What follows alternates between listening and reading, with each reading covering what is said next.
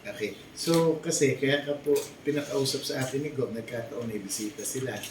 Yung mga galing sa Maynila, yung magtatayo ng ah, provincial terminal natin. Sabi niya kung pwedeng harapin ka namin mula sa ospital kasi may nakarating po na parang sa social media na pinost ata ng reporter na ino pong or na-share lang yung na-share yung video mo na meron kang gustong iparating sa pamunuan po kay Go. Pinanawagan mo ata si Go. Ano po ang concern niyo nito sa ospital? Sa CNPH? Nung February 27 po, pinasok po yung tatay ko sa CNPH po. Teka, linawin natin ha kasi yung link sa recording mo kasi February 27 din yung sinabi mo. Hindi siya February 27. Kasi hindi yan ang nandun sa record. Ikaw ay na-admit ay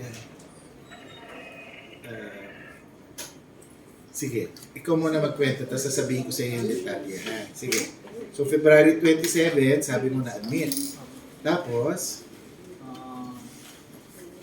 Halos po, andun po yung na-admit nga po yung papa ko ng 27 po. February 27. Ikaw ba ang kasama ng papa mo? Papa kami. Walang ibang nagbabatay sa kanya? Kami po dalawa po ng Nanay mo. So nasa loob ka ng ospital o nasa labas ng ospital? nasa loob po kami parehas ng nasa. Okay, so February 27. Sure kang February 27? Opo. Kasi bait ko ang date ngayon ay February ano pa lang tayo ha? Ang date pa lang natin. Ay, January 27 po. Okay. Sorry. Kaya inuulit-ulit ko sa iyo kasi kahit nung sa video mo, February 27 pa lang. Ngayon ay February 27 pa lang. So January 27. Okay. So January 27 na-admit yung tatay mo. Tapos, anong dahilan? Bakit na-admit? Kasi po may sakit po siya ng diabetes. Okay, diabetes. Ano pa? Komplikasyon po sa... Tsaka high blood. Hindi ko po masabi kung high blood po yung tatay. Okay. Kasi Sige. komplikasyon po sa puso tapos sa baga. Okay. Saan kayo galing? Galing po kami ng Calagwas. Calagwas. Mula Calagwas, dumiretso na kayo sa ospital. Opo. Sa Paracali po kami sa Paracali po Bumaba. Bumaba. Okay. Tapos, nung dinala kayo sa ospital, nag-commute lang kayo?